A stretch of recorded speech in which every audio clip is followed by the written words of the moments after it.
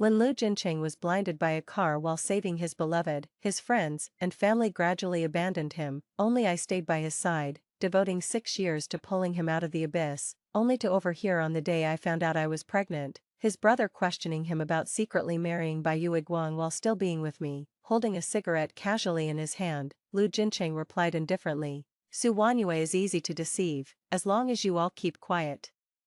She will never find out. At that moment, I felt like my 6 years of dedication had turned into a joke. When I received the pregnancy report from the doctor, Lu Jincheng had disappeared. Eager to share the good news with him, I searched everywhere, only to accidentally find him chatting with his brother on the rooftop. His brother was saying, back when you were blinded in the accident and gave up on yourself, it was Su Wanyue who stayed by your side and helped you through the tough times, gradually getting you back on track, yet you secretly married Jiang Xian without telling her. Aren't you afraid of how hurt she'll be when she finds out? My heart skipped a beat, and I instinctively withdrew the step I was about to take, doubting whether I had heard wrong. After all, Lu Jincheng and I had just celebrated our first wedding anniversary, and I had just successfully conceived. However, after a brief silence, Lu Jincheng spoke nonchalantly, don't worry, I won't let Wanyue find out. How long do you think you can keep this a secret? His brother seemed not to support his actions. Ah Chen, when you went blind trying to save Jiang Xian in that accident, she didn't even offer a greeting and left you at your most painful moment to go abroad with another man. What about this woman makes her so indispensable to marry? Xin didn't do it on purpose, Lu Jincheng suddenly interjected softly, his tone tinged with bitterness. She had her difficulties. If it weren't for me, her parents wouldn't have forced her to go abroad with another man. I promised to marry her and I won't go back on my word. As for Wanyue, she's very naive, very easy to deceive. As long as you don't tell her, she'll never find out the marriage certificate is fake. I'll treat her well in the future, I'll make it up to her. I couldn't listen anymore to what they said next. Under the setting sun, Lu Jincheng remained as upright and handsome as ever, elegant and distinguished, yet a stranger from beginning to end. Just an hour ago, he was still tenderly holding my waist, hoping that my recent poor appetite was due to pregnancy, hoping that I could bear him a child. Now he was saying our marriage certificate was fake. I clenched the pregnancy report in my trembling hands, feeling weak all over, my mind buzzing with noise, unaware of when it started. The sky began pouring rain. I walked aimlessly in the rain, feeling the cold of summer for the first time. My body was numb with chill, and my lower abdomen hurt so much that I lost sensation. I am an orphan, having faced cold stares and bullying since childhood. In my first year of high school, when I was cornered and bullied by a group of girls in an alley, it was the passing Lu Jincheng who rescued me. He was young and still a stranger back then, yet he was like a beam of light illuminating my entire future. In that moment, I secretly harbored a crush on him.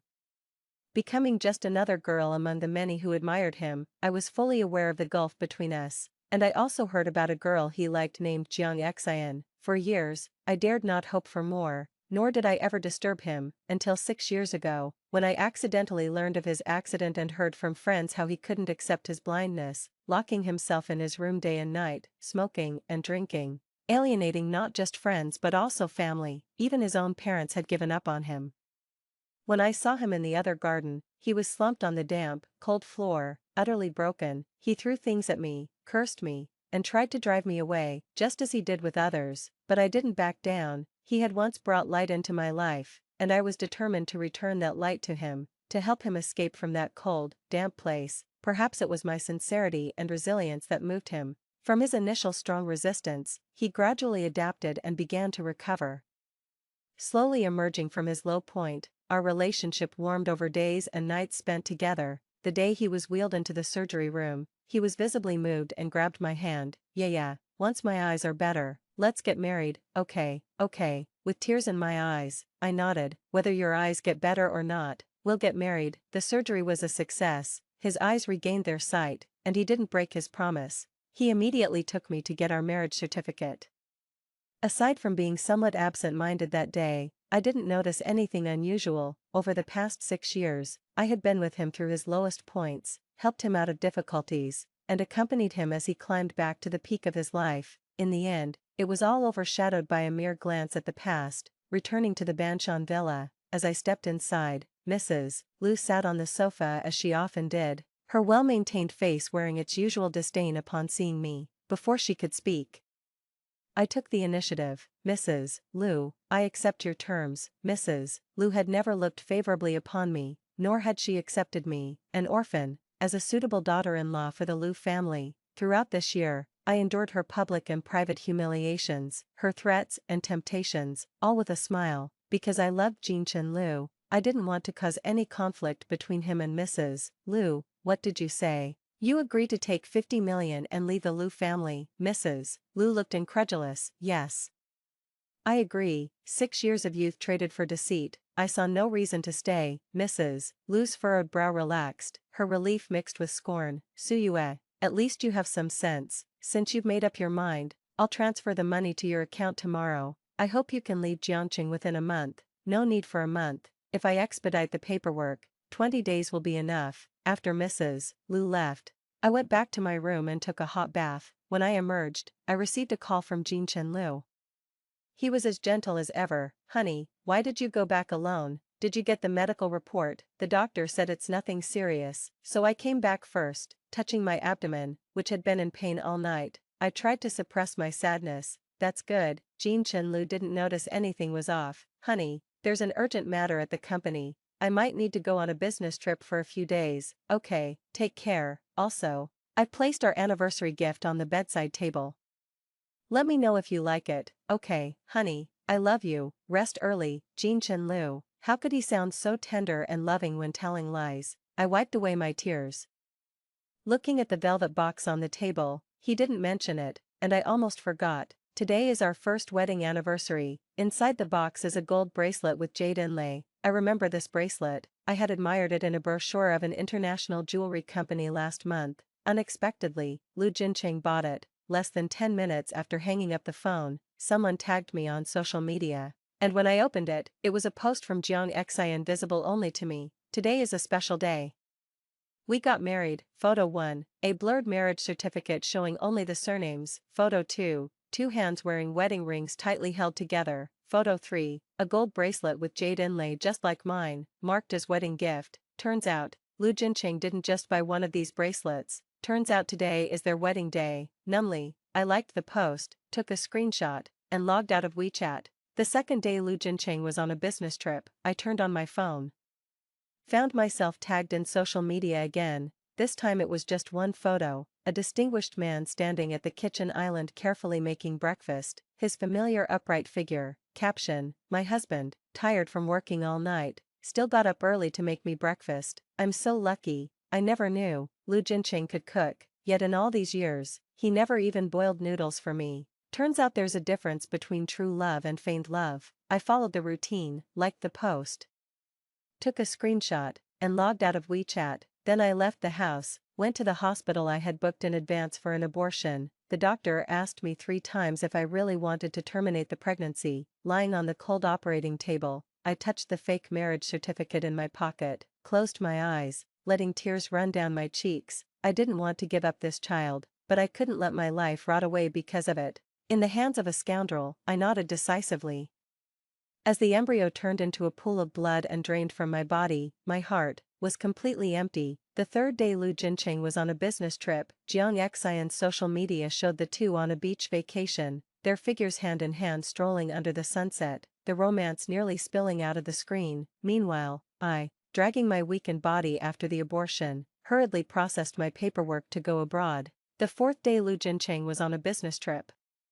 Jiang Xian's social media was punctually updated. On a 2-meter-wide bed, the two of them embraced in sleep. The man's deep features tinted by the morning sun looked exceptionally handsome, with Jiang Xian lying in his arms, flashing a victory sign at the camera. And I started packing my bags. My luggage wasn't much, but over the last 6 years, Liu Jincheng had given me many gifts, large and small. Those once treasured photos together, various small gifts, now, they seemed ironic. I sorted out the valuable ones, the cheap ones, along with the fake marriage certificate and pregnancy report. I threw into a fire pit to burn. As I tossed a portrait that took me 2 months to complete into the fire, Liu Jincheng just happened to come back. He instinctively reached out to grab it, but was scorched by the flames and jerked his hand back. Wife, why are you burning the painting? He was still wearing the suit he had on when he left that day, his hair slightly disheveled, looking like he had been busy working until now. but the faint kiss marks under his shirt collar betrayed him harshly. I suddenly remembered, since Jeong Exian returned to the country last month, he had been busy like this several times. Each time, I would tenderly make him breakfast, and he would always hold me, kissing my forehead, saying, "The best Yaya in the world, I will love you forever," and every time, I would get lost in his sweet nothings, never doubting. The painting was ruined when I was cleaning, so I had no choice but to burn it. But you spent 2 whole months on that painting, even damaged, it was valuable. He looked at me with regret in his eyes. It's okay, I can paint another one when I have time, just don't overwork yourself. He examined me closely, then pinched my cheek. Honey, why do I feel like you've lost weight and look somewhat haggard? Is your stomach acting up again? I'm fine. Not wanting him to discover the secret of my recent abortion, I feigned calmness and acted coquettishly towards him. It's just that I've been missing you lately, since you weren't around. I'm sorry, honey, I've been really busy lately. He held me close, his heart aching for me, using the most intimate language. He spoke the most trivial lies. The distance closed between us. The kiss marks under the collar of his shirt became increasingly visible. I almost threw up, to avoid arousing his suspicion. I suppressed my nausea. You must be exhausted these days. Why don't you go to the room and rest? Okay. He affectionately stroked my hair. Do you have plans tonight? I can take you to see a movie. There's a new art film that just came out. Sure, let's meet up tonight. In the afternoon, I went for a follow-up check at the gynecologist. I managed to collect all the reports before the office closed. They showed the abortion was successful. It was as if the child had been here and yet never had been, like a small stone that briefly stirred my heart and then slowly settled down. In the evening, I met Lu Jinchen at the cinema. He curiously noticed the papers in my hand. Honey, what's that? Without a change in expression, I stuffed the papers into my bag, just some test results I hadn't collected last time. I picked them up on the way. Why didn't you tell me to come with you to the hospital? Why must it be you who accompanies me? After all, you won't be in my future. Because you've been too busy and tired recently. I smiled at him. Lu Jinchen sighed softly and embraced me lovingly. Honey, I've indeed been busy with work, but I'll always make time for you whenever you need me. I stiffened in his embrace. A cold laugh spread from the depths of my heart. Whether he was busy with work or busy spending a honeymoon with his old flame, only he knew for sure. In the past, when he spoke such sweet nothings, I would have immediately hugged him tightly, kissed him, and told him I wanted to be with him forever. But today, Ah Chen, Mrs. Liu, what a coincidence. Suddenly, a playful voice came from behind. I turned around. There stood Jeong Exian, not far away, wearing a deep V-neck red dress and her chestnut curly hair softly cascading around her, looking sexy and beautiful in the crowd. She looked at me, a smile in her eyes, but with a barely noticeable provocation hidden within. A month ago, I met her once at Lu Corporation. At that time, I didn't know her purpose for returning to the country, and added her on WeChat after she took the initiative to be friendly. I glanced at Lu Jinchen beside me. Perhaps even he did not realize that the moment Jeong Exian appeared, he instinctively let go of me. Jeong Exian, what are you doing here? I came to see the new movie. Are you guys fans too? He asked. Yeah, my wife loves it, Lu Jinchen replied, his initial panic replaced by a calm demeanor, emphasizing the word wife, to subtly warn Jeong Exian not to play with fire. Jeong Exian's face visibly paled, and she bit her lip. I'm really envious of Mrs. Liu, having her husband accompany her to the movies. You'll have that too, someday. Lu Jincheng avoided her gaze, pretending they were no longer close. Then he affectionately said to me, "Wife, let's go inside." I nodded. Under the dim lights, Jeong Exian's face turned even paler. Not long after the movie started, Lu Jincheng's phone began to light up continuously. He glanced at it and then dismissed the call. I pretended not to notice and continued to focus on the movie until he excused himself to go to the restroom. Only then did I take my eyes off the big screen and pick up my phone, just in time to see a message from Jeong Exian, Mrs. Liu.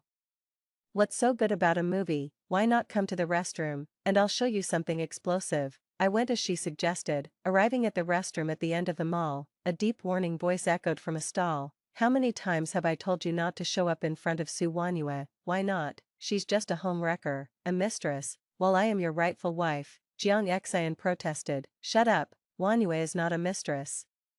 Everyone in the circle knows she went to that garden to look after you just to climb up the social ladder, and you're the only one protecting her. Jeong Exian, have you forgotten our agreement? Jeong Exian paused, then started to act coquettishly. I haven't forgotten, I just missed you. Don't you miss me at all? Look at yourself, you obviously want me too. His reproach quickly turned into a low groan. Shadows moved. He pressed her heavily against the door. You little temptress.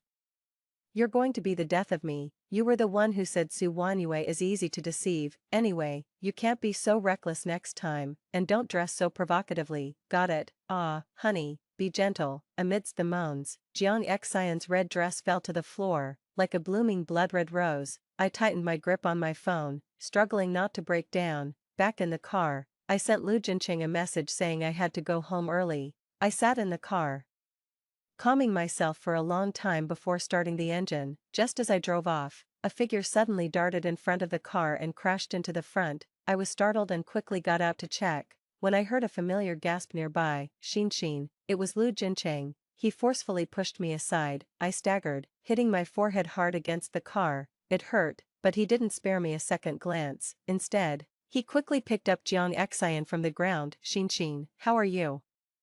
Jeong Eksion's face was deathly pale, her trembling hand covered in blood reaching out to me. Suwanue, I already explained to you, I broke up with Hn a long time ago. Why did you still try to harm me? I was speechless. This woman was really willing to hurt herself to frame me, and Lu Jincheng believed her. He glared at me, completely ignoring the swelling on my forehead from the impact. Suwanue, how can you be so malicious? There were no surveillance cameras here. I didn't have a dash cam either. I was at a loss for words, but I still wanted to defend myself. Lu Jincheng, get it clear, who is the one losing their mind? Jincheng, it hurts so much. Jeong Eksion sobbed, interrupting me. Lu Jincheng didn't want to hear another word from me. He tenderly picked her up from the ground. Suwanue, if anything happens to Shin, you'll have to pay with your life. He coldly threw out those words. He quickly walked towards his car. Jeong Eksion peeked out from under his arm, mouthing at me, Mrs. Lu, you lose again. I laughed. Did I lose? But I no longer love this man who can't distinguish right from wrong. I was originally supposed to send the video I took in the restroom to Lu Jincheng, but I held back. I didn't want any unexpected issues to arise with my plans to go abroad. I just wanted to spend these last 20 days in peace. I went to the hospital alone to treat my wound, went home alone, slept alone, even in my dreams. I was alone, abandoned by loved ones, betrayed by a lover, lost in a vast crowd without a place to call my own. That night, I did not sleep well. When I woke up, I found Lu Jincheng sitting at the foot of my bed. Warm sunlight streamed in from the floor-to-ceiling window, casting fragmented shadows over him. His eyes, looking at me, were filled with the usual tender affection. My wife, you're awake. His slender fingers touched my forehead. I'm sorry, I lost control last night. Does it still hurt? It doesn't hurt. I sat up slowly and looked at him. Why would he, who hadn't come home all night, come back early in the morning to apologize? Had he finally realized his mistake? But it turned out he hadn't. Yeah, I broke up with Jeong Eksion 6 years ago. We're just friends now. You didn't need to do something so dangerous because of her. He paused, seeing that I didn't respond. He continued, Jeong Eksion is a pianist. Her hands are her life and livelihood. And now they're injured because of your impulsive act. So, he still believed Jeong Eksion's words, still thought I had intentionally bumped into her. In his heart, I was that vile and despicable. My hands clenched tightly under the blanket. I stared at him steadily. So, what now? He stumbled over my question, his gaze shifting slightly. So, I hope you can apologize to her, and we can put this behind us. He wanted me to apologize to that woman. I almost laughed out of anger. Did she ask for this? Lu Jincheng fell silent. Silence meant consent. It seemed Jeong Eksion was deliberately provoking me. Yeah, I know you did it because you love me too much, but, Lu Jincheng, I cut him off lightly. Let me ask you, do you really understand me as a person? What do you mean? Do you really believe that I intentionally bumped into her? Yeah, nobody jokes with their own life. He frowned. He didn't believe me at all. In that case, there was nothing more I could explain. Lu Jincheng, I'll say it again, I didn't intentionally bump into her. And I won't apologize. You should leave. Suwanue. He called out my full name with a heavy tone. The last time he used my full name was when he was blinded. He pushed me away in panic, curling up and saying, Suwanue, everyone else has abandoned me. Can you please not care about me too? I stumbled and fell to the ground. It hurt so much, but I didn't back down. I crawled over and grabbed his hands, pounding on himself, firmly saying, Unless your eyes are healed, I will never abandon you. He suddenly hugged me tightly, crying. He promised never to get angry with me again, but today, he lost his temper over another woman. Realizing he had lost his composure, his expression softened, and he pulled me into his embrace. Sorry, honey, I didn't mean to snap at you, I lost control for a moment. If you don't want to apologize, just rest for now. He then gently kissed my forehead. Are you hungry, dear? I'll ask Sister Chen to cook something for you. Sister Chen is quite a good cook, but as I ate, the food tasted bland, as if I was chewing wax. I ate a little and then made an excuse to go back to my room to rest. In the afternoon, Lu Jincheng thoughtfully brought me a glass of milk. Honey, you didn't eat much at noon. Have some milk, thank you. I took the milk and drank it quietly.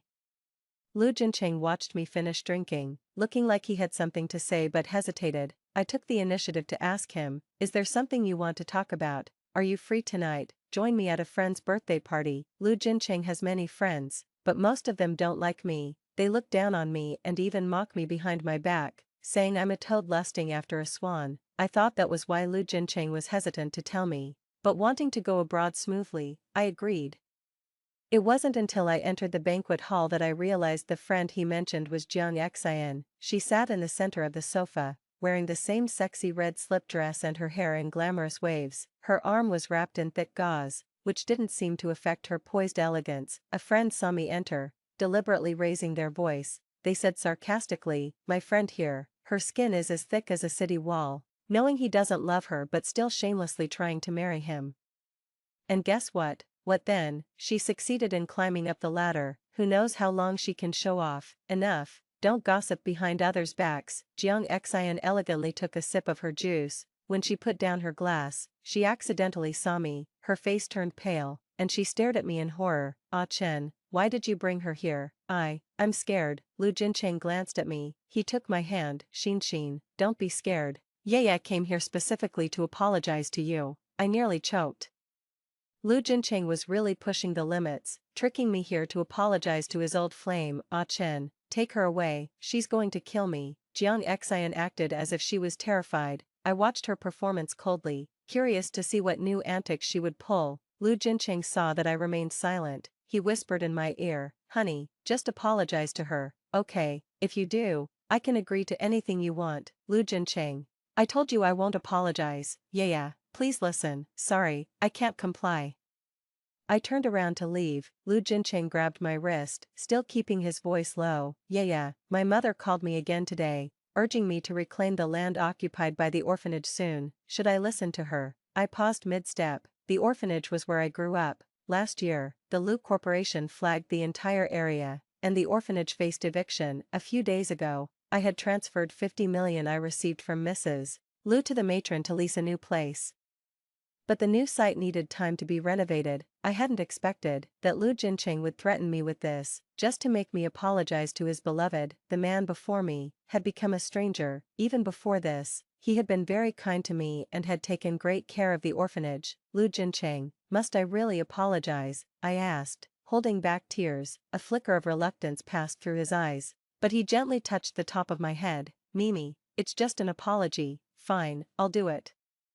I turned around and walked step by step towards Jiang Xian. Jiang Xian watched me. A barely noticeable hint of intent gleamed through her fearful eyes. She pointed to the cake on the table and spoke cautiously. Mimi, I know you hate me, but I swear, there's nothing between Aching and me. Please don't target me anymore. Let's eat some cake and make peace. I looked at the cake on the table, mango flavored, clearly. It was specially prepared for me. I then looked at Lu Jincheng. He knew I was allergic to mangoes, yet he remained silent. Mimi, don't you want to? Jiang Xian looked increasingly aggrieved. Aching, if Mimi doesn't want to, let's not force her, she said. She wants to, Lu Jincheng insisted, looking down at me, his gentleness tinged with a stern warning. Mimi, is that right? The last bit of hope shattered. I felt a chill in my heart and squatted in front of the coffee table. Jiang Xian personally cut a large slice of cake and handed it to me with a forced smile. Mimi, this is a birthday cake Aching specially ordered to apologize to me. You're really lucky to have a taste. Make sure you eat a lot. I took the cake and began to eat silently. With each bite, tears fell. I grew up in an orphanage, never celebrated a birthday, nor had I ever owned a cake. The first time I had cake was the day Lu Jincheng regained his sight. He had champagne and cake delivered to celebrate. The cake was exquisitely made. Unable to wait, I greedily scooped a small piece and ate it. Minutes later, I began to breathe rapidly and then fainted. Lu Jincheng was terrified. He carried me out of the villa, urging the driver to hurry, his eyes red as he begged me to hold on. I was in pain, but I could clearly feel his tears falling on my cheeks. Back then, he truly loved me and was scared something would happen to me, but today, despite knowing I was allergic to mangoes, he allowed his beloved Jiang Xian to trouble me, forcing me to eat the cake. In his heart, making Jiang Xian happy was more important than my life. Angry and tearful, I stuffed large bites of the cake into my mouth. After finishing one piece, I started on the second, then the third. Under the watchful eyes of everyone, I had almost eaten half of the entire cake. Lu Jincheng's expression changed slightly, and he started to speak but stopped. Mimi, you.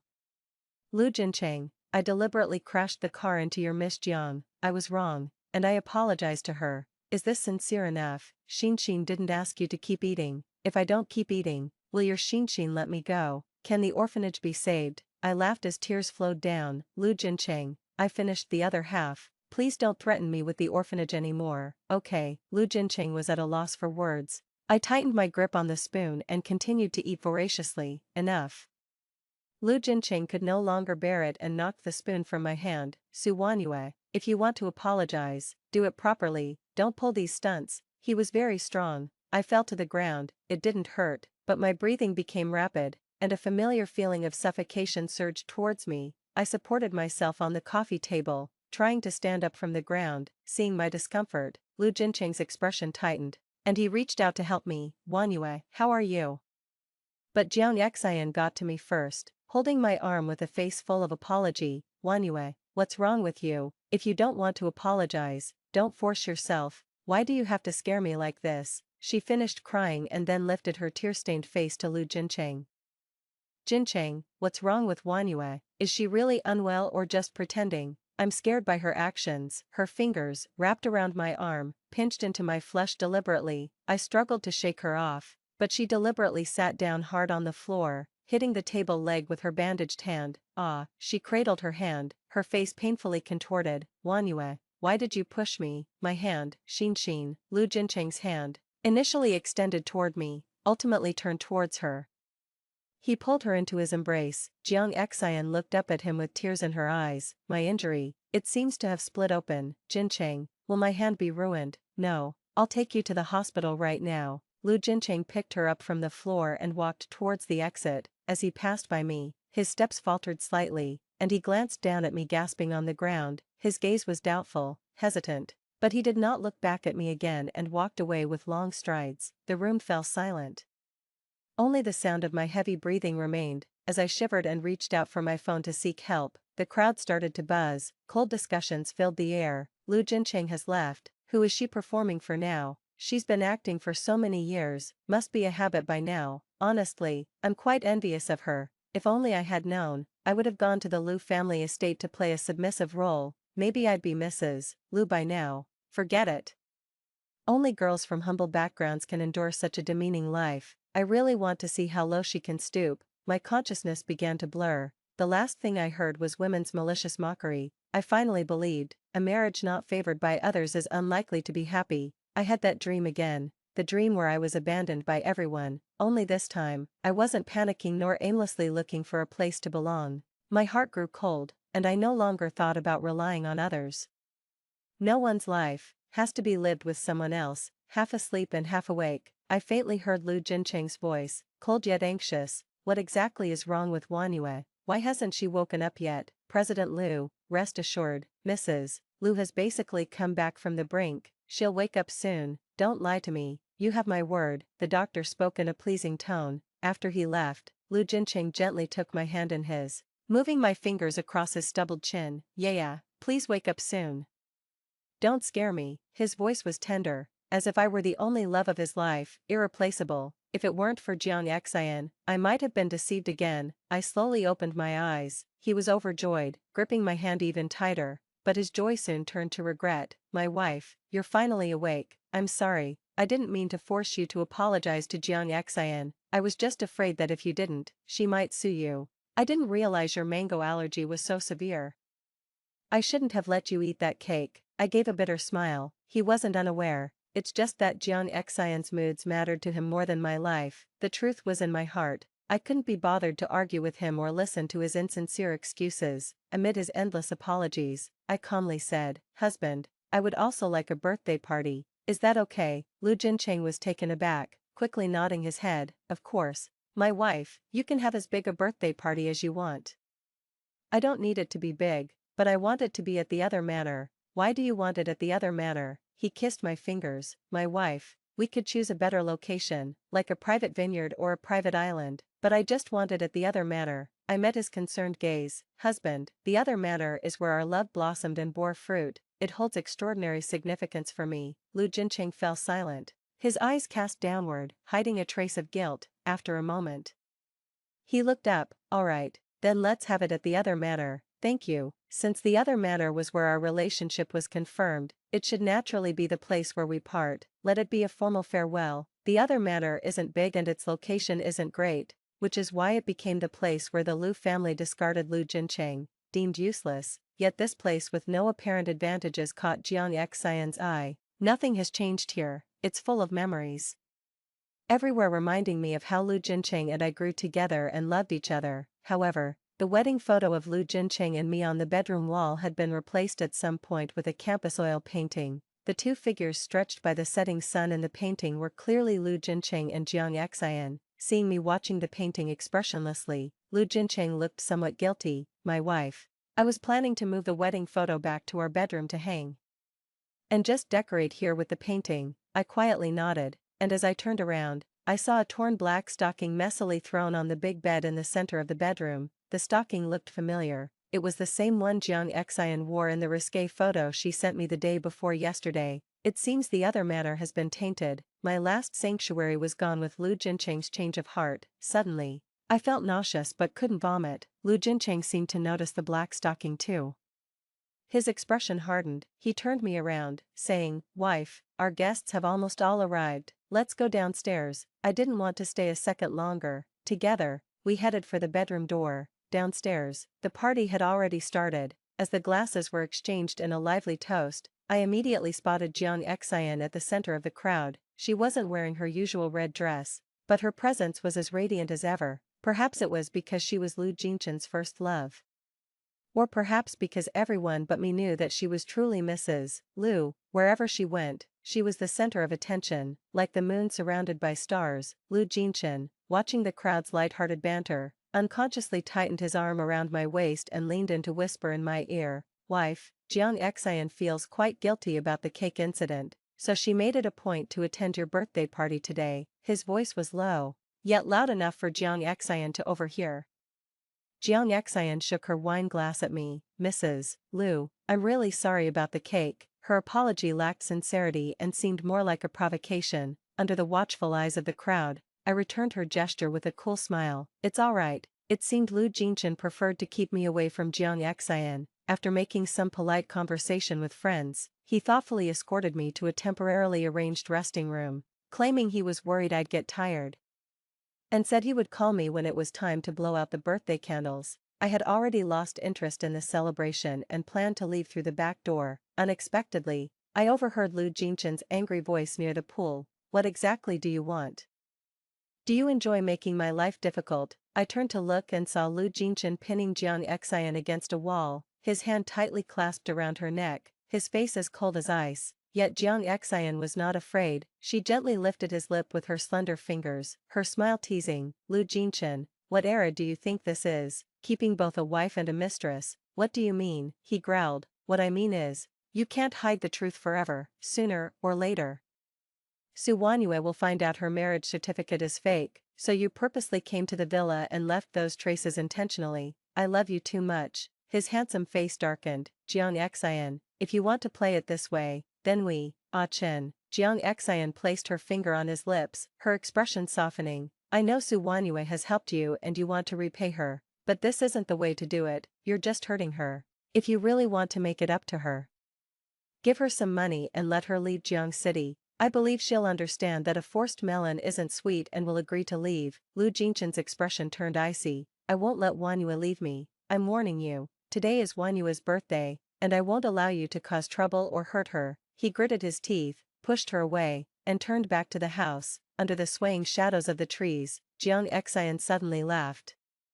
She twirled a strand of hair by her cheek and raised her voice. Miss Su, you've really surprised me. Not as much as you have, I replied, stepping closer to her. She turned her head to look at me, sarcasm clear in her eyes. Miss Su, I don't understand why you're still with him. He neither marries you nor loves you, and lately, he's even been less intimate with you, hasn't he? If I were you, I would have left with dignity a long time ago. No, you wouldn't have, I retorted, meeting her mocking gaze with a cold laugh. Miss Jiang, knowing full well he had a girlfriend and was committed, you still flew back from abroad to cling to him. That clearly shows you're the one who lacks tact. Miss Su, isn't the fake marriage certificate and the time he spent with me lately enough to prove his feelings for me? If that's not enough, she stepped closer to me, her eyes gleaming with malice as they swept over the nearby swimming pool.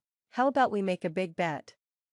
Do you dare? I followed her gaze to the pool. The water shimmered in the light, at least 2 meters deep, and I couldn't swim. I don't dare, nor could I afford the risk, because I knew I would lose. Lu Jinshan had never given me the confidence to win, but if you don't bet, how will you ever give up on Lu Jinshan completely? As I turned to leave, Jiang Xian grabbed me fiercely. With a splash, we both fell into the water. The icy pool water quickly enveloped my body, and I screamed in fear.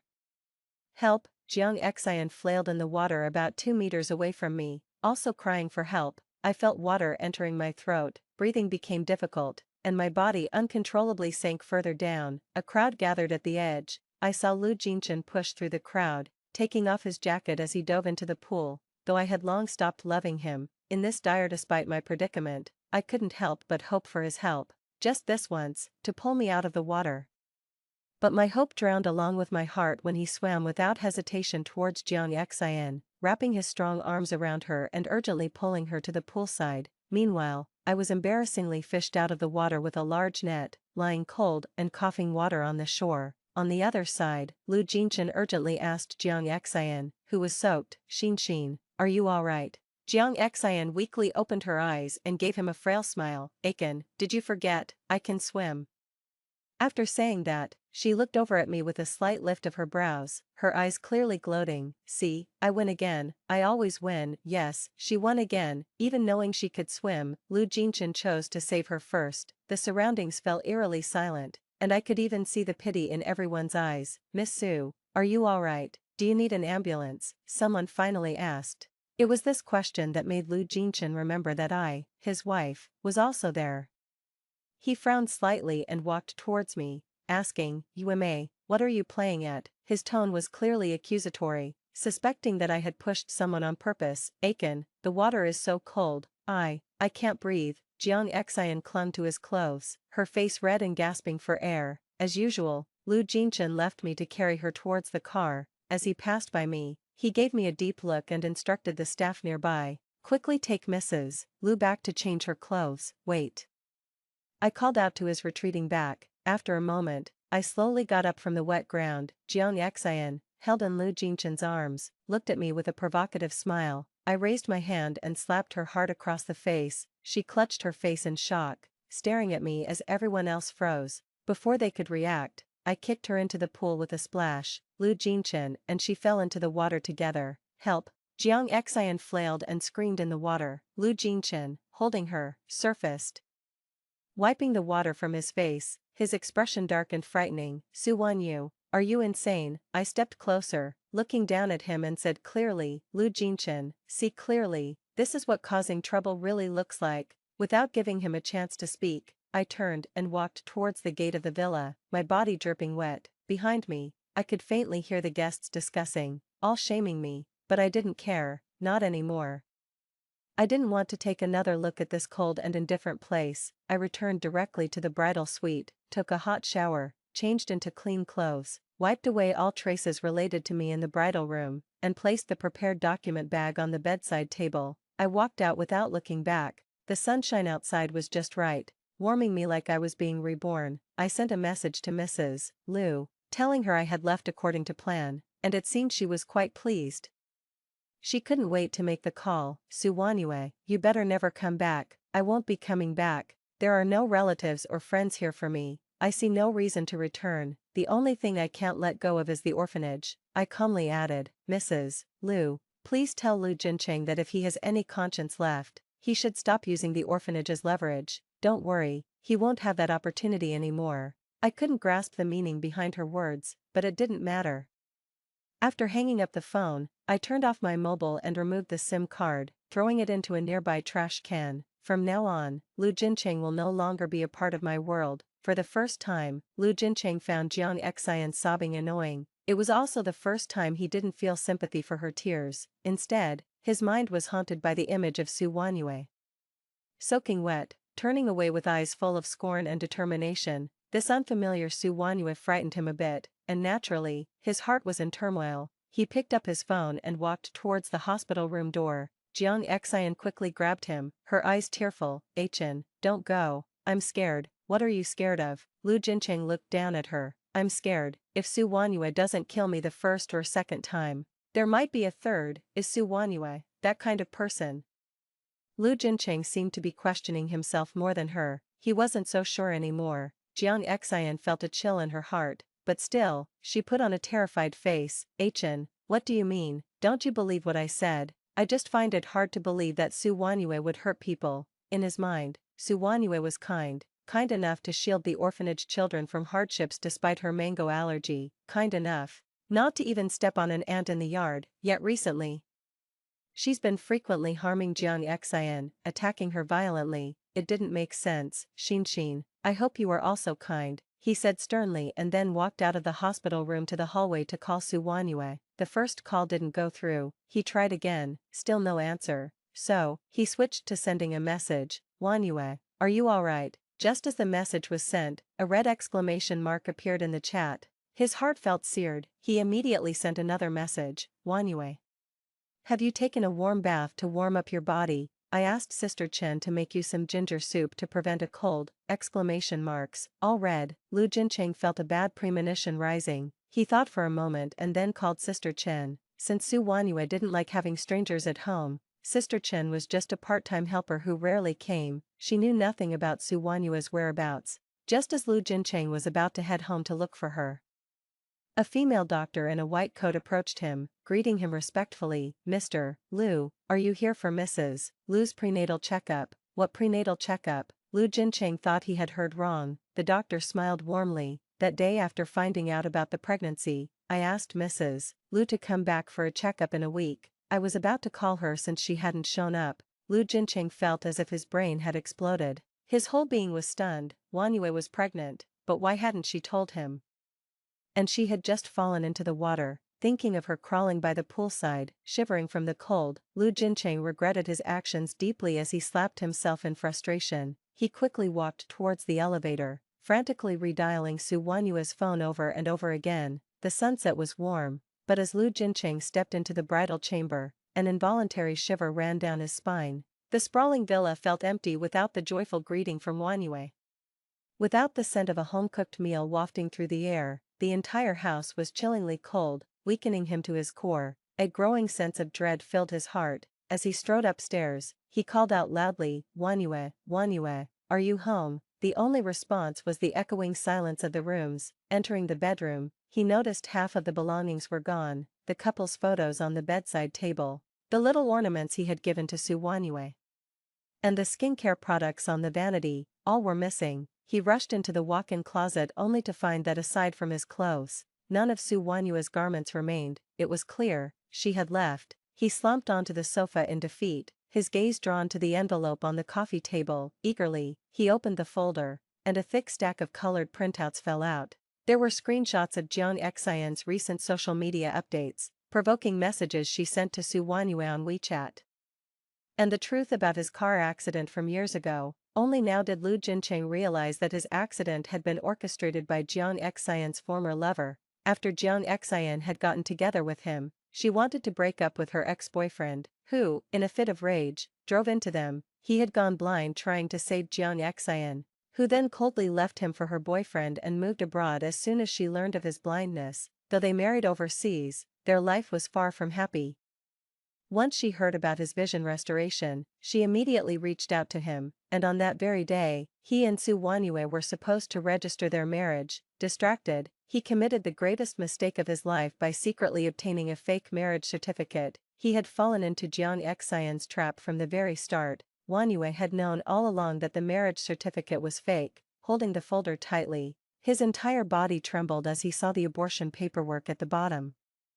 Wanyue had not only kept her pregnancy from him but had also secretly terminated it. She must have been utterly disappointed in him, and yet, he remained oblivious, continuously deceiving her, repeatedly crossing her boundaries. Suddenly, he felt like a fool, a ridiculous fool. After sitting on the sofa for a long while to collect himself, he remembered to call the orphanage. Wanyue's only support in Jiangqing, they would surely know her whereabouts.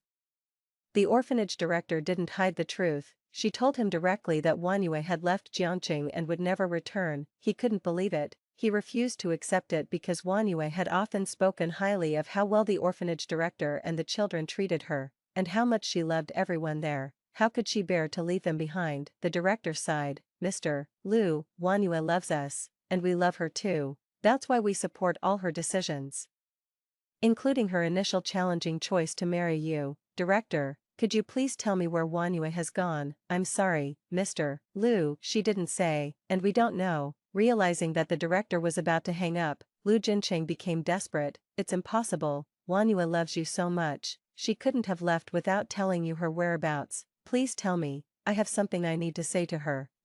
Before he could finish, the director interrupted him gently. Mr. Liu, Wanyue is a human being, not some emotionless animal. I can't endure such torment from you. Please have some dignity. The next second, all that was left was the dial tone of a disconnected call. Lu Jincheng clenched his phone. His heart felt as if it was being strangled, the pain suffocating him. The best yaya in the world. He had never thought of giving up on her, nor did he want to just miss out on her. But he had no idea where to start looking for her. His steps were clumsy and faltering, each step taken with regret and helplessness. When Jiang Xian saw him, she saw his pale face and his utterly lost demeanor. Chen, where have you been? She hid her guilt, feigning frailty as she leaned into his embrace. Chen, don't leave me behind, I'm so scared. Lu Jincheng looked down at her. The woman before him was clearly full of deceit.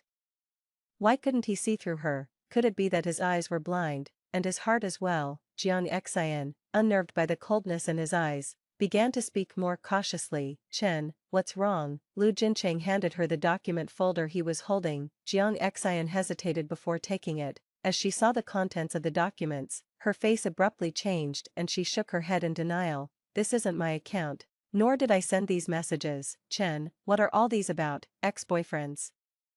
I don't know any of them. Before she could finish, Lu Jincheng kicked her away. She writhed in pain on the ground. Lu Jincheng stepped forward, his hard shoe sole pressing down on her head. The woman he had once cared for was now nothing more than dirt in his eyes, venomous like a serpent. Even glancing at her made him feel sick. Jiang Xian, listen to me. If anything happens to Yaya, I will make your life a living hell. Jiang Xian looked up at him in terror. Gradually, she began to laugh sadly.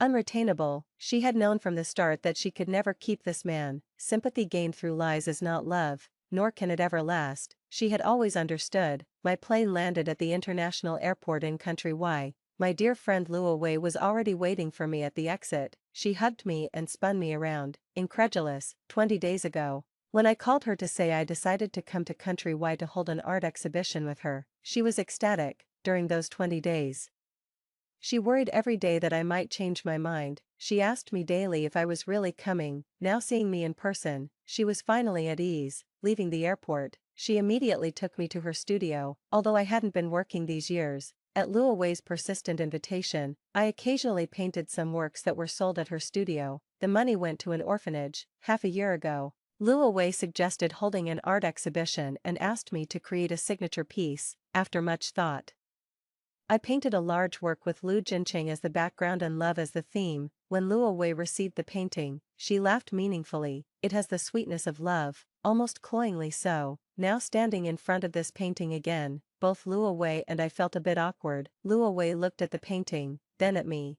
and chuckled. The exhibition opens next month. Want to change it? Looking at the deep profile of the man in the painting, I was reminded of the moments spent sketching him.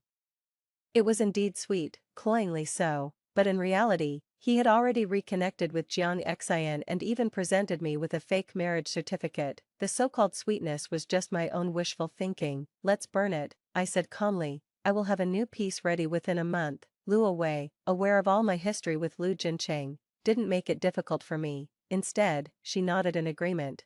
That's probably for the best. In the following month, I was busy painting every day. This time, I've shifted the theme of my art to orphans. Every child is an angel with a sky of azure above. After moving past personal sentiments, my perspective broadened significantly. It felt profoundly meaningful to use my paintings to give voice to those children deprived of love. Over the past month, Lu Wei occasionally updated me on Lu Jincheng's affairs. I heard he was desperately searching for me, visiting the orphanage daily to ask the matron for my phone number and address.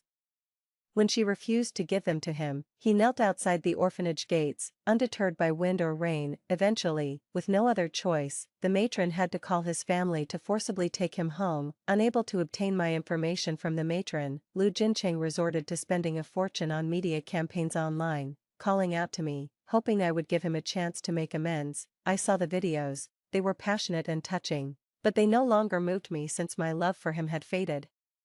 The art exhibition went ahead as scheduled, and my piece Angel received widespread acclaim. Before the exhibition even concluded, it was purchased for a high price. Naturally, I was delighted. With this money, the orphanage recently relocated, allowing the children to live and dress better. Only later did I discover that it was Lu Jincheng who had bought Angel at a high price. He said he loved the piece and planned to hang it in our marital home, so he could see it every day as if seeing me.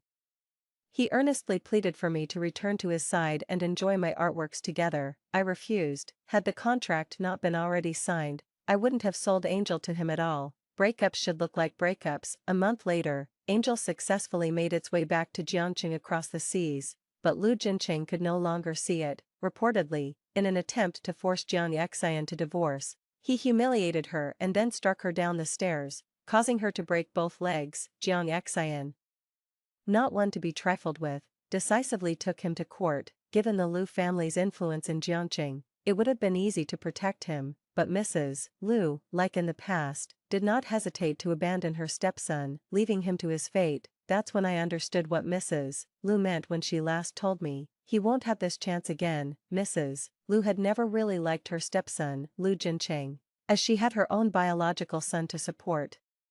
That's why she gave me evidence of Jiang Xian and her ex-boyfriend's marriage abroad, allowing me to personally ruin Lu Jincheng. I heard he was arrested not long after and soon lost his sight again from the shock. He could no longer see me or my paintings. Lu Wei told me all this with a sigh. I never imagined that the young master Lu had such a tragic background. Indeed, when the Lu family abandoned him years ago, it was I who gradually pulled him out of darkness. This time, who will help him? Who else has the patience to save him like I did? Seeing me continue painting non-stop, Lu Wei curiously asked, You, after all you were husband and wife, how can you remain so calm? I searched everywhere with the report in hand. Lu Jincheng and I were never truly husband and wife. Lu Wei was stunned for a moment, then laughed along with me. True, no need to feel sorry for him. In fact, I still feel sympathy and lament his situation. But my heart no longer aches for him, regardless of whether his future is bright or bleak. It no longer concerns me. Story 2. On the day my husband, Lu Shiqing, passed away, the world was flooded with his passionate farewell letter. Xuani, finally buried together, to sleep side by side for 1,000 years. Regrettably, I am not Xuani. I am the first wife whom Lu Shiqing regarded as a stain in his life. I was not allowed to appear in the living room to meet guests and could only claim to be his cousin when others were present. After having labored half my life, I returned to being 18, resolutely canceling the plane ticket that would have accompanied him to his post in France. In this life, the stubborn Su Yujun would no longer cling to him. She also had things she desperately wanted to protect. Madam, are you sure you want to cancel your ticket? It's very hard to get a ticket now. You might not be able to book another. The ticket agent kindly reminded me. I smiled brightly. No matter how hard it is, I no longer want it. What doesn't belong to me is ultimately just an obsession. All right. Here's your cancellation receipt and refund. I took it. Looking over the thin receipt again and again, after a while, I took off the locket necklace from around my neck and opened it. Inside was a black and white photo of Lu Shiqing, a young man in a suit and leather shoes, his face turned sideways, hair slicked back, with a high nose and deep-set eyes, exuding a commanding presence. In my previous life, there were too many things I didn't understand. I couldn't understand the young man who once saw my bound feet. His eyes red as he applied medicine to me. Later, on our wedding night, he left me for his study and coldly said, "June, I could never share a bed with a woman who has bound feet." I didn't understand. The young man who kept my photo in his locket over his heart during his first trip abroad for studies. Later, when he was about to leave for France, looking at my swollen, tearful eyes, he coldly said, June, even if my eyes were cried blind, I wouldn't take you with me. Eventually, I thought. As he said, a delicate lady from a good family, bound by traditional foot binding, was just a remnant of feudalism not fit for the public eye. I don't blame him, I blame myself. Thus, I sold the embroidery shop left by my parents to accompany him across the seas. He mingled with politicians and nobles, always busy with public duties, never allowing me to step into the living room. I learned to dress fashionably, even unbinding my feet, enduring excruciating pain to learn dancing. But when I appeared at the banquet, I saw him dancing one dance after another with a dazzling woman, his arm around her waist. His eyes held a depth of affection I hadn't seen in a long time. When others asked who I was, he coldly replied, "A cousin from home," and that woman was the wealthy Miss Tang Xuani. They both worked in the Foreign Affairs Department, one a rising diplomat, the other a well-born etiquette officer. His secretaries said that the diplomat, who usually kept his distance from women, had found his first love, yet every night, it was I, his so-called cousin, who shared tender moments with him. That day, I touched my stomach and smiled gently. Shiqing, we're going to have a child, I thought, surely now he must see me as his wife. But Lu Shiqing, who was writing at his desk, trembled with his pen in hand. He looked up icily and said, "Get an abortion, abortion could kill a person," he scoffed. "People die in plane crashes too. Does that mean you see others not flying?" Clutching my stomach, I felt a chill envelop my body, stubbornly refusing to utter a word. After a long silence, he finally spoke softly, "My parents have written saying they miss you, Xiao Jun. When you return home, please take care of them for me." It was all to protect the child, and for that faint, unreasonable hope, the hope that after becoming a devoted wife and mother, he would cherish me. I returned to the deep courtyard of his family home, caring for his parents and raising our child. However, when war erupted, I was forced to flee from place to place with the entire family. I picked up embroidery to make ends meet, my fingertips pricked and punctured by the needles. Yet, in the newspapers, there he was, looking dashing as he gave interviews. At his side, Tang Xiani clung to his arm, all smiles. The caption underneath, identifying them as a couple of diplomats, stung more sharply than any needle. Worried about my parents, Lu Shiqing hurried back to our country, but at that very moment, Tang Xiani died in a bombing in Paris. The news hit him like a bolt of lightning, and he collapsed into a chair. For the decades that followed, all he offered me was cold indifference. He ignored even our child. In his final years, bedridden, I cared for him with my own aged hands, accompanying him on his last journey. Yet, in his clenched hand, until the end, was a necklace holding not a picture of me but of his long-deceased first love. She had never given him anything, dying in her prime, yet she lived on forever in his heart, and I, who had labored half my life and loved him deeply, did not receive a single mention in his will. Fortunately, there was still half a month before the plane took off. There was still time. I discarded the photo and folded the ticket refund, placing it inside the necklace instead.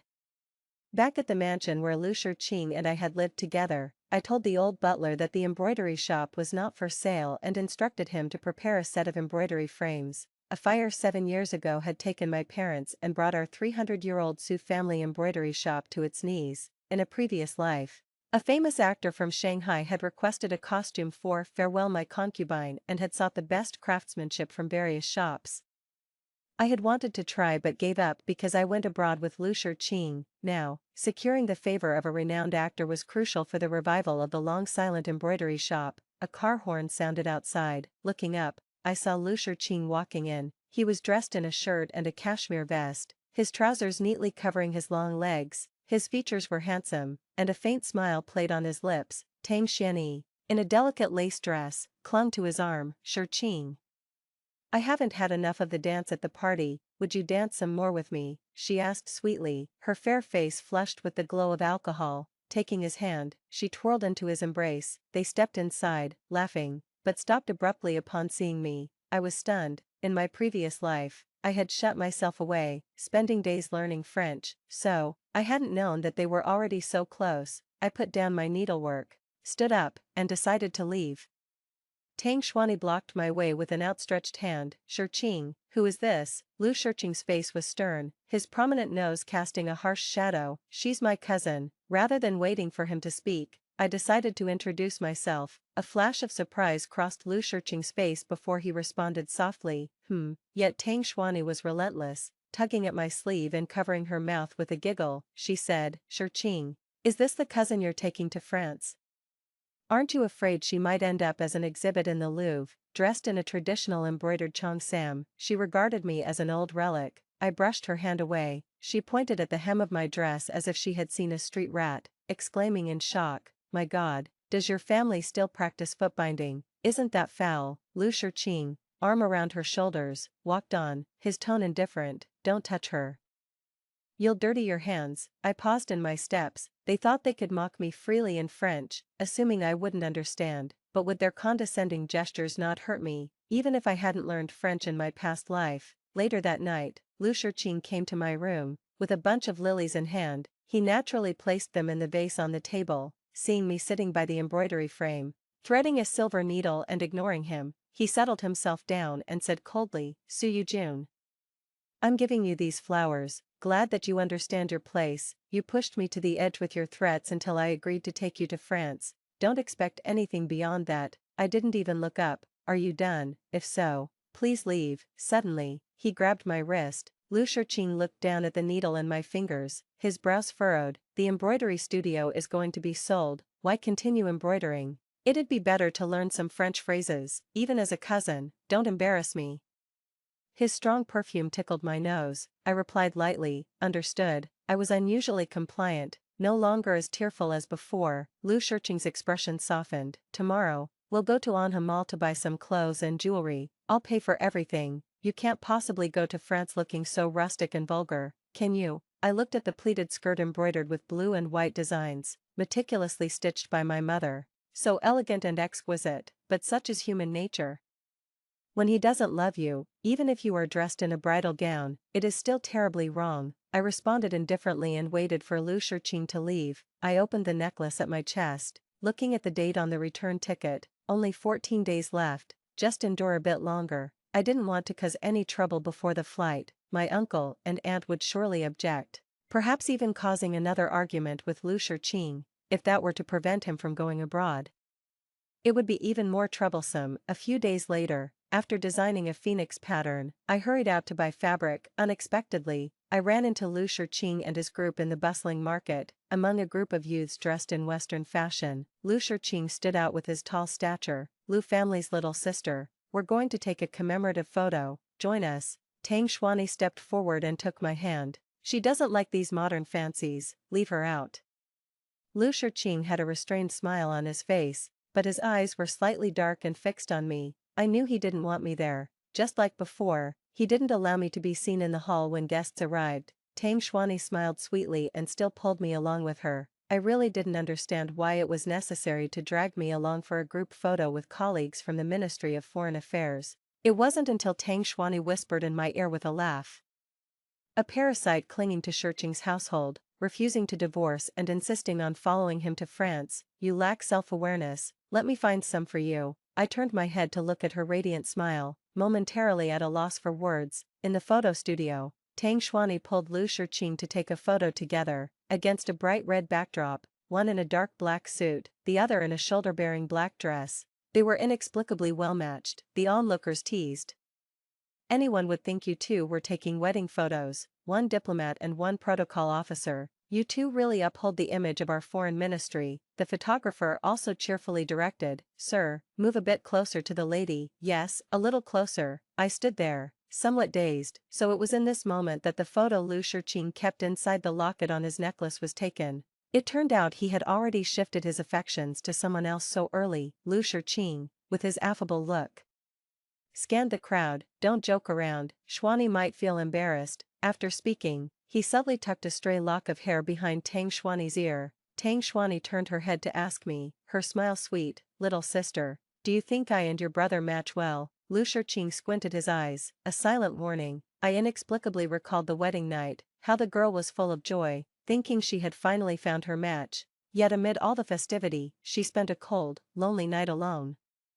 That night, the pendulum of the Western clock swung all night. She had thought that the most beautiful evening had just ended like that. I forced a smile and spat out 2 words, well matched, the me from a past life, clinging stubbornly to that youthful, naive infatuation, was truly laughable. I clenched the necklace at my chest. Just 10 more days, in 10 days, I could leave all this behind. As the camera clicked that moment, I walked away. From then on, I slept only 2 or 3 hours a day.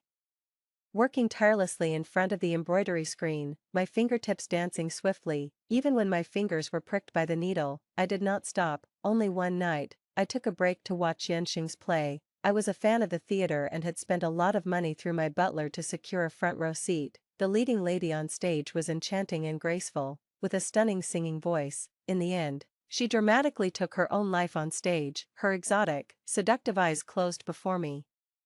My heart suddenly trembled. In a past life, during the chaos of war, it was this person who fell in front of me. Even as blood flowed from her chest, she smiled intensely. I owed your father a life, now I repay it, and thus the cycle completes. After stepping out of the carriage, the light was on in my room on the 2nd floor of the mansion. Sensing something was wrong, I hurried upstairs. Upon entering, the door was wide open, and clothes along with the contents of the vanity were scattered all over the floor. Tang Xuanyi was disdainfully tossing aside a pair of 3-inch golden lotus shoes. What are you doing? I marched forward and pushed her away fiercely, my whole body trembling. She stumbled into the corner of the desk, clutching the back of her head as she stood up, her face filled with disbelief. How dare you hit me? How could you? In her anger, she grabbed a vase and hurled it at my head.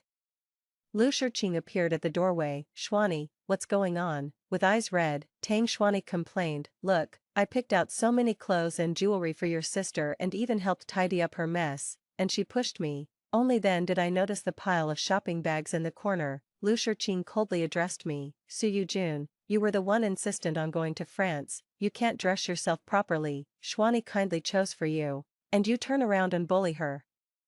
I looked down at my soaked clothes and touched the wound on my forehead, my voice chilling. Who asked for her help? Also, these are not trash. I pointed to the hairpins scattered on the floor. This hairpin is. I paused. It was a gift from Lu Shiqing when he was 15, but it seemed no longer important. He couldn't see how I cherished these items now strewn across the floor. He couldn't see the swelling on my forehead or my disheveled appearance. What was the point in saying these things? I issued an order for her to leave. I'll accept the gift, Miss Tang, but please refrain from entering my room without permission in the future. But Tang Xuanyi was relentless. Shiqing, I tried to be kind, and I got hit. And your sister didn't even apologize. She pointed at the necklace on my chest. I've given her so many things. Asking for this old necklace isn't too much, is it? In that moment, I understood why she was so generous. She must have known the significance of this necklace and thus aimed to take it. I clutched the necklace tightly, refusing to let go. No, this is where I draw the line. Now, to me, it symbolized a new beginning. Lu Shiqing stepped forward, his tall figure imposingly trapping me in a corner. Yujun, this is the one thing you cannot covet. I shook my head.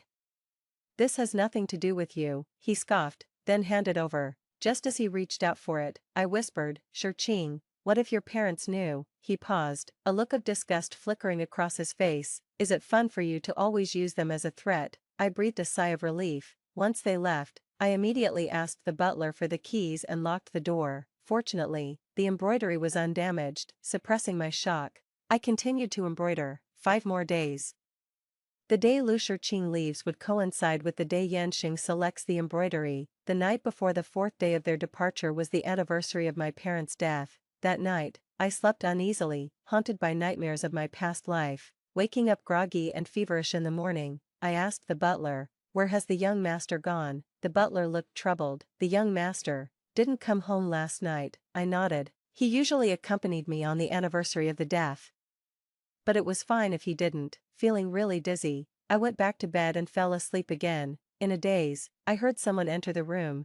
Ching, kiss me, not here, let's go to my room. Why, she's not here anyway. I know, that woman is your wife, isn't she? Ching, do you want her or me? At the door, Ching pinned Tang Xianyi against the wall, held her face, and kissed her, chuckling cryptically. What do you think, my dear lady?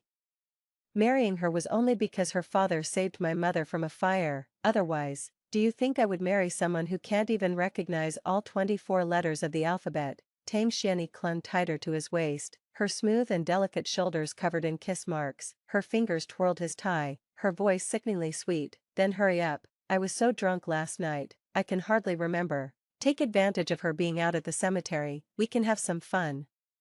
I really wasn't in the mood for such a spectacle, I coughed loudly. At the same time, the butler knocked on the door. Madam, the medicine is ready, please have some. The two looked embarrassed. I got up without glancing at them, opened the door, and took the medicine from the butler. Ching then asked, are you sick? I took a spoonful of the medicine, the bitterness furrowing my brow. Please leave, both of you, you've dirted my sight. Ching moved forward. But Tang Xianyi tugged at his sleeve, biting her lip. She looked aggrieved. Ching, I'm sick too, I drank too much last night and still feel dizzy. Ching anxiously touched her forehead, checked her temperature, and sighed in relief. I'll take you to the guest room to rest. It was a long while before Ching returned. He touched his lips lightly, coughing twice. Miss Tang, after all, is a guest. What did you hear? Holding a silver needle, I replied nonchalantly. I only woke up when the butler came in. Why, did something happen? Relieved, he moved closer, wanting to touch my forehead. When did you get sick? Why didn't you say anything? I stepped back to avoid him. Cousin, you're overstepping. He withdrew his hand, his expression darkening, and he left, feeling slightly better. I asked the driver to take me to the cemetery alone. Ching didn't deserve to be there. The next day, I ran into Tang Xianyi arguing with the butler. Ching has allowed it. Why are you, a mere servant, stopping me? The old butler wiped the sweat from his forehead. Miss Su has always been in charge of the mansion's finances. I asked only to find out that they were planning a farewell party for Ching's reassignment to France. Since cousin has agreed, naturally Miss Tang can use it. Tang Xianyi flashed a triumphant smile, extended her ostrich feather fan, and patted the old butler on the shoulder. Whoever Mr. Lu Loves is the lady of this mansion. She then gracefully left. The old butler warned me, Miss, this is too improper. Miss Tang is just an outsider, whereas you are the one engaged to Mr. Lu. I smiled faintly, indifferent. The next day, I understood just how reasonable it was for Ching to fall in love with Tang Xuanyi. Tang Xuanyi grew up in a Western atmosphere, a wealthy young lady. She was haughty, as everything she desired was readily provided for her. Yet she also perfectly matched the image of the wife Ching had hoped for. Within a day, the living room was transformed. Exquisite Western oil paintings, gold-rimmed dinnerware, and a crystal champagne tower. Ching, dressed in a woolen suit picked out by her, sat in the main seat. At this moment, though he had just begun to show his potential, a promising future awaited him, and he was the focus of government attention. Under his calm, sword-like eyebrows shone eyes bright as fire. Tang Xuanyi, in a white satin evening gown, was the epitome of elegance and grace, hosting guests like a lady of the house. The butler spoke to me about these matters the next day. I was packing my luggage. The butler's face was creased with worry. Miss, why don't you speak softly to the young master? Whenever you used to cry, the young master would immediately come to comfort you. If all else fails, speak to the old master and the old madam. After all these years of affection, and with the young master ascending to high status, you must seize the opportunity. The butler had watched us grow up, and I knew he felt sorry for me, but a lifetime of 60 years in my past life taught me. I softly spoke. A changed heart is like quicksand, impossible to grasp. At that moment, Ching walked in through the door. He glanced at me and said, don't pack too much luggage, we can buy more when we get there. His expression was relaxed, seemingly in a good mood. He walked straight to the bookshelf and picked out a French beginner's book. How are you doing with it? Have you learned to greet yet? I looked at him, somewhat puzzled.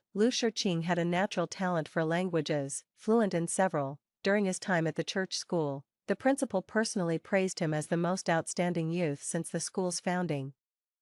In my previous life, I had asked him to teach me. He was cold and distant, not only refusing to teach but also mocking me. recalling that, to avoid revealing anything, I still responded with a few polite phrases. Lu Shiqing nodded. Since you insist on following me, show some effort. He said this as his gaze fell on an embroidery frame, though he said nothing more. On the last day before I went to the site of the embroidery workshop that had burned down years ago.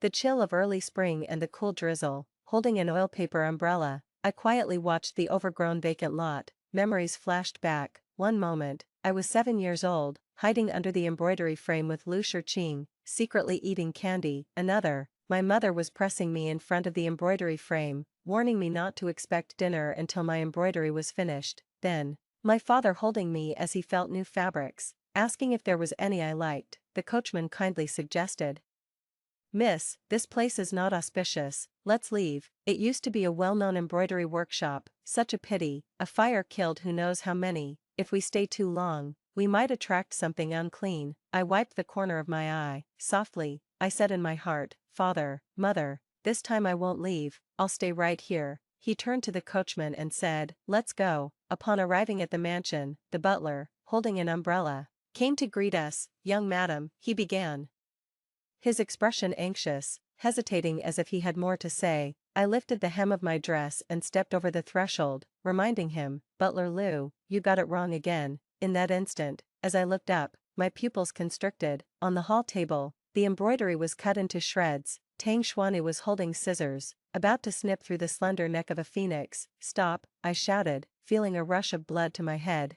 I hurried forward, tripping over my own feet and falling to the ground.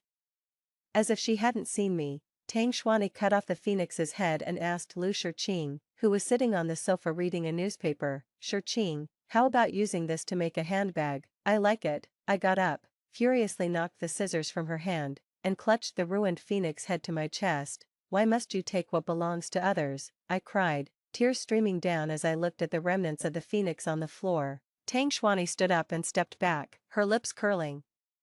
"You're crazy. It's just a piece of fabric, there's plenty more in the stores." I glared at her fiercely, walked up, and ripped the newspaper from Lu Shiqing's hands. "Why didn't you stop her? She may not understand." "But how can you not?" I screamed. He calmly removed his glasses and began cleaning them, lifting his thin eyelids. His indifference was palpable. "It was a gift. I'm leaving for France tomorrow. These things, they're not important." I trembled all over. The childhood friend who once treasured a single embroidered handkerchief had changed beyond recognition. He allowed others to destroy what I cherished. I slapped Lu Shiqing across the face, emphasizing each word. "To you, I'm no longer important either." Holding his reddening cheek, his eyes smoldered with anger, and after a moment, he forced a smile. "Su Yujun, have you learned to play hard to get?" I remained silent, suppressing all my emotions. I calmly asked the butler for a wooden box and packed the tattered fabric inside. As I walked to the door, someone grabbed my shoulder. "The rain is getting heavy, where are you going?" I shrugged off the hand, took an umbrella next to the door, and walked straight into the rain. Behind me, Lu Shiqing's voice was low and deep. "Su Yujun, if you keep this up, perhaps it's better not to take you along. See the young madam out." He paused, realizing his slip of the tongue, and added dismissively, "Let her make a scene." I clenched my skirt tightly, waiting for the judgment from the high platform of the stage. On a carved throne, a handsome man in a dark scholar's robe carelessly flipped through the pieces of fabric with his slender fingers. He looked up at me with his phoenix eyes and said, "Miss Su, I don't deal in scraps." My heart sank, and I discreetly wiped my eyes with the handkerchief in my hand. I stood up and bowed. "Sorry for the disturbance, so come back in 10 days with an intact phoenix." I suddenly looked up and saw the man's cunning smile. I knelt and kowtowed. I thanked him for his help today and for saving my life in a past life, and for my father's past kindness to Yansheng, which brought about today's fate. I sewed day and night. This time, I moved straight into the new embroidery house, a narrow little house that had been vacant for a long time. Before I passed out, I heard a series of hurried knocks on the door. When I woke up, the last person I wanted to see was right by my side. Lu Shiqing frowned and asked, "Where did you run off to? Do you know how long I drove around looking for you?" "The flight is tomorrow. Stop causing trouble." I was extremely tired. "Lu Shiqing, I'm not going." The air fell into a dead silence. Lu Shiqing touched my forehead and said, "You're delirious." I pushed his hand away. "No, I'm not." His gaze fell on the necklace at my chest, and he scoffed coldly. "Su Yujun, don't think I don't know what you're planning. don't go to my parents and play the victim. If it weren't for your father saving my mother in the fire, I would never have married you in this lifetime. I will take you to France as you wish. Just behave yourself and stop making a fuss. I'll come to pick you up tomorrow morning. The morning the plane was supposed to take off, Lu Shiqing arrived at the embroidery house as promised but didn't see the eagerly awaited figure he was hoping for. On the attic bed, the messy quilt indicated that the person who left was in a hurry. He punched the beam fiercely. Did she think that by disappearing, she could make him stay? Su Yujun was still the same, clinging to her childish stubbornness, refusing to grow up. He left the embroidery house and instructed the driver to go to the Lu family's old house. Su Yujun must have gone to beg her parents not to let him leave. Why didn't Yujun come with you? After his mother asked this, Lu Shiqing scrutinized her expression carefully. Only after confirming she wasn't deceiving him did he calmly reply, "She's ill." He bid his parents farewell, maintaining his composure throughout. It wasn't until he returned to the car and trembled as he opened the suitcase on the back seat that his facade cracked. It was the luggage Su Yujun had prepared: pearl hairpins, a music box, a pocket watch. Each item was so familiar, all gifts he had once given her. He had thought that Yujun loved him too much, which is why she carried them with her, but on closer inspection, they were all gifts, not a single piece of clothing. Lu Shiqing's face darkened as he ordered the driver, "Go to the police station." He would go to great lengths to find Su Yujun. The driver looked troubled. "Young master, it's almost time for your appointment with Miss Tang." Lu Shiqing glanced at his watch. Only 3 hours left until the plane took off. He took off his glasses and massaged his aching brow before scoffing at himself. He almost fell for her ploy. Wasn't this what she wanted to see? To watch him frantically search for her and then miss the departure time. "Go pick up Miss Tang." As they approached the airplane's door, Tang Xuani looped her arm through his, looked up, and smiled. "Shiqing, do you remember the Le Café du Commerce near our school, where we met during our study abroad?" He forced a smile. "I remember." He should be happy, but as the old city that carried all his youthful memories grew distant, it felt as though a piece had been carved out of his heart. He covered the birthmark on the back of his hand. The burning sensation from Su Yojuan's tears that had fallen on it seemed to linger still. Everything was Su Yojuan's fault. 8 days later, amidst the blind judging, my embroidery stood out. When Yanxing invited me to the high floor of the opera house and said those words, I cried tears of joy. Then everything spun around me. I was too tired. When I woke up again, I thanked Yanxing and went to the Lu family's old mansion. In the grand hall of the old mansion, Mr. Lu's teacup fell to the ground with a clang. Mrs. Lu came forward to help me up from my knees. "Yujun, did Shiqing bully you?" Mr. Lu angrily said. "I will write a letter to call him back right now." I shook my head. Yujun realizes that she and Shiqing are no longer of one heart. Yujun is sorry for the 7 years of care from uncle and aunt. I didn't want Mr. and Mrs. Lu to know about the entanglement between Shiqing and me. I had already understood clearly. Shiqing was good in every aspect, but he just shouldn't be my husband, that's all. It took a few days for Mr. and Mrs. Lu to accept, and they finally acknowledged me as their adopted daughter. I wonder what Shiqing's reaction would be when he finds out that I really became his sister. He must feel relieved. 17. When I received the first letter from Shiqing, I had already restarted the Su family embroidery workshop and just took a big order. Mrs. Lu brought out the letter at the dinner table, the urgent letter stamped with the embassy seal, and a plane ticket. Mrs. Lu took my hand. "Yujun, Shiqing is waiting for you to go." I was in a daze. Why would Shiqing want me to go? I didn't open the letter nor take the plane ticket. "Mother, I am your daughter now." Mrs. Lu's eyes reddened, but she smiled. "It's Shiqing who doesn't deserve you." 18. I saw Shiqing again 2 months later. After the curtain fell, the young actor invited me upstairs. Yanxing had removed his stage makeup but was still wearing his costume. His long hair was loosely draped. Lazily leaning on the royal chair, seeing me, he got up and smiled. "I really like this outfit." I was stunned, dazzled by his beauty. It took a while before I replied, "As long as you like it." After a month, Yanxing mentioned a business I was recently discussing. "That boss, he happens to be a personal friend of mine." I firmly refused. Yanxing had already repaid his debt to my father in his previous life. Besides, I am not really a sheltered girl. Having been exposed to so much from a young age following my parents, we played chess until late in the evening. And then Yanxing walked me to the door. "Yujun." Hearing him call me, I looked up. It was Shiqing. He stood at the street corner under a black umbrella, dressed in a beautiful white uniform with gold tassels and a badge on his collar, as if he had rushed here. But wasn't he abroad? Jun, since when have you become so close to an actor? Shurching stepped forward and grabbed my wrist, pulling me into his embrace. I pushed him away. The usually strong man was actually pushed away by me. Stumbling a few steps before steadying himself, I then noticed the bloodshot eyes and dark circles under his eyes. Please, keep it appropriate, we have no relation anymore. Shurching's gaze darkened, glancing at Yanxing standing quietly under the eaves. Because of him, when did you two meet? Yanxing simply smiled, ignoring him. Miss Su, your car has arrived. I nodded my thanks, not wanting to entangle further with Shurching. He suddenly rushed forward, pinning me against the car door.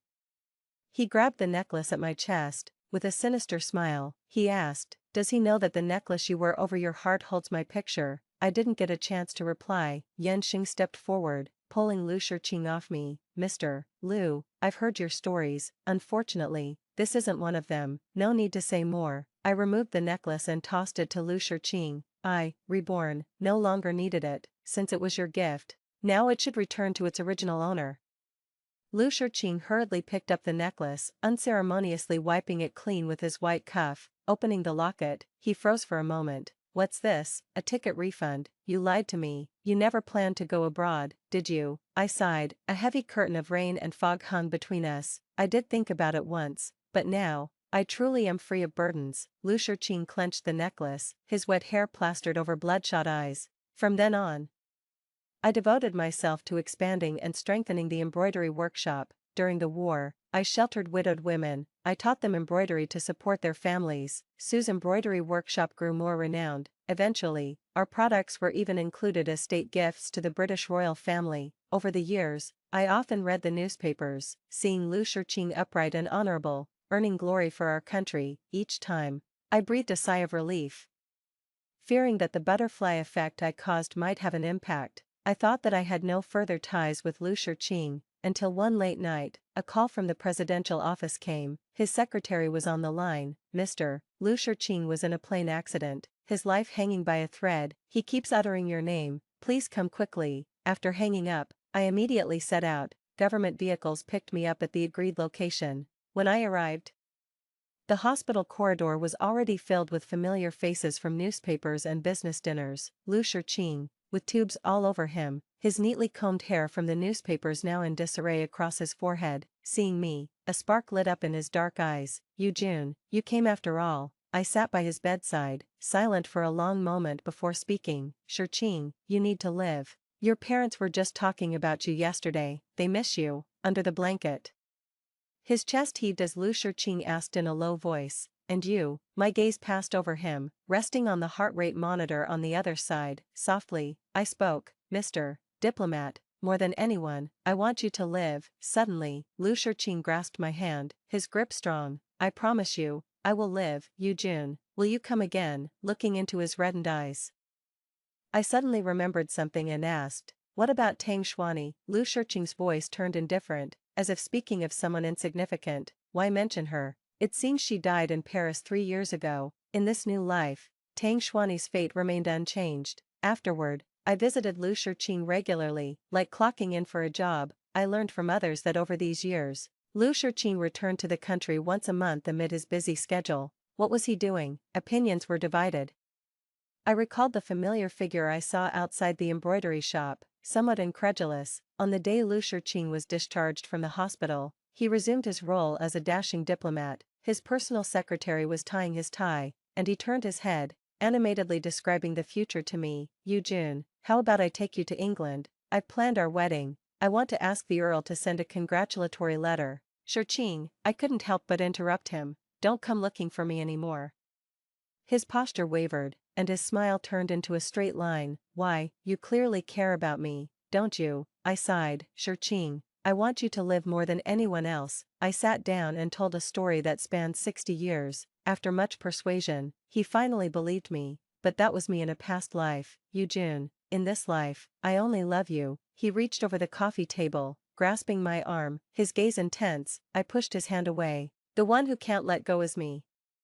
He staggered and fell onto the couch, his complexion was ashen, like a dying man. These days, I've been puzzled. Lu Shiqing, who was deeply in love with Tang Xuanyi, why in this life does he insist on me? Later I thought, for someone like Lu Shiqing, born into wealth and gifted, there was nothing he couldn't have. Thus, the more unobtainable something was, the more precious it became. He didn't love Tang Xuanyi, nor did he love me.